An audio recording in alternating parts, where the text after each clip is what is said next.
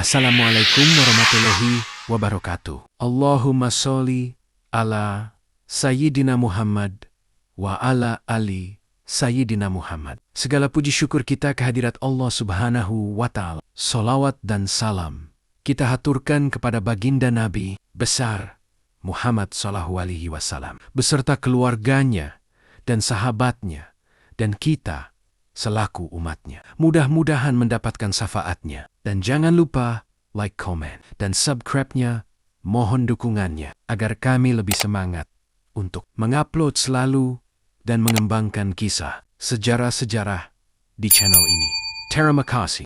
Kisah Maryam yang suci dan kelahiran. Maryam bin Imran adalah anak dari Imran dan Hana. Maryam dititipkan kepada para pemuka di agama di Baitul Maqdis. Ia diasuh oleh Nabi Zakaria. Di Baitul Maqdis, Maryam senantiasa beribadah kepada Allah Subhanahu wa Ta'ala. Pada suatu ketika, Maryam sedang beribadah di mihrabnya. Pada saat itulah, malaikat Jibril mendatanginya dalam bentuk laki-laki tampan auger. Maryam tidak ketakutan. Kisah ini digambarkan dalam Al-Quran surat Maryam ayat 17. Maka ia mengadakan tabir yang melindunginya dari mereka.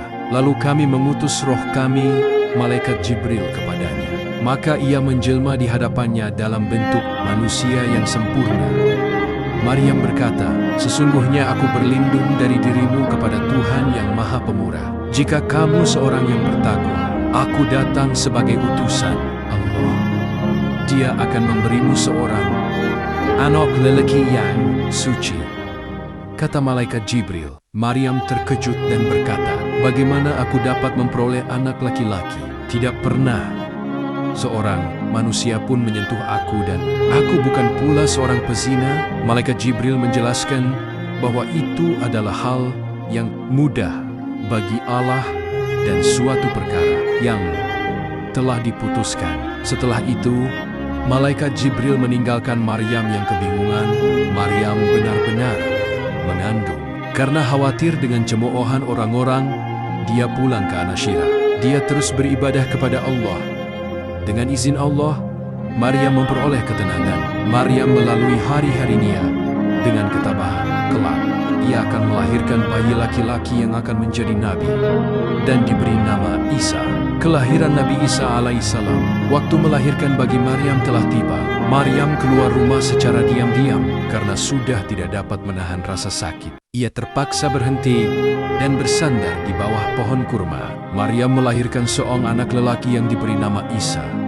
Dengan berlinangan air mata, Maryam berkata, "Alangkah baiknya kalau aku mati sebelum melahirkan anak tanpa seorang suami."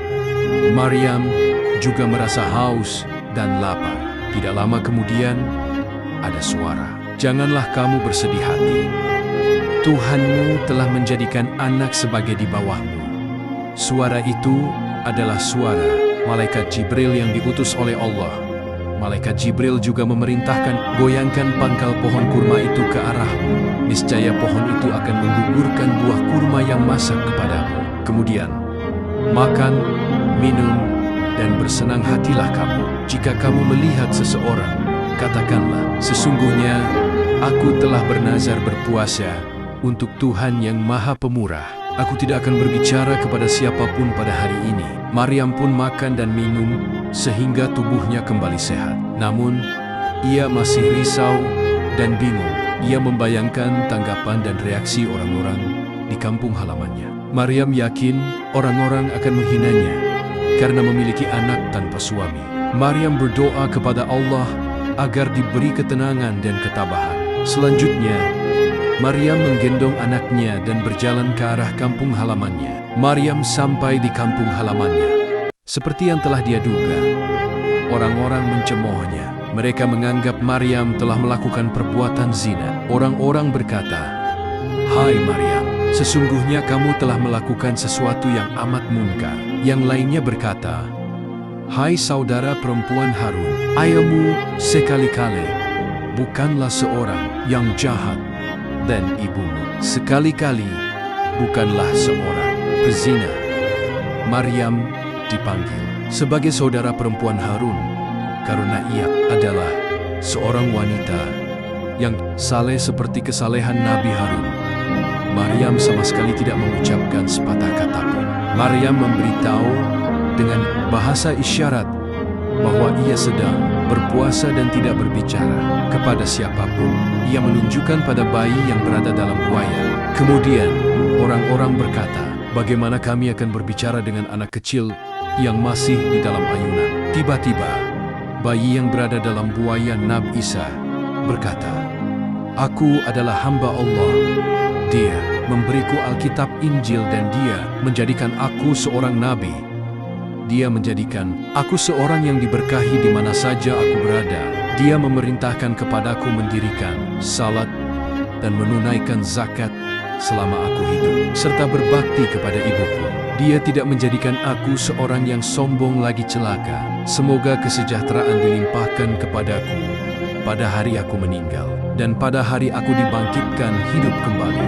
Demikianlah Isa putra Maryam mengucapkan perkataan yang benar. Orang-orang berbantah-bantah tentang kebenarannya. Cerita tentang Isa yang masih bayi mampu berbicara tersebar luas. Hal itu menghapus fitnah pada diri Maryam. Semoga kita bisa mengambil hikmahnya di dalam sejarah ini dan menjadi hamba Allah yang soleh dan soleha, taat kepadanya dan Rasul-Rasulnya. Sekian dari kami, semoga bermanfaat. Wallahu a'lam bishawab. Wassalam.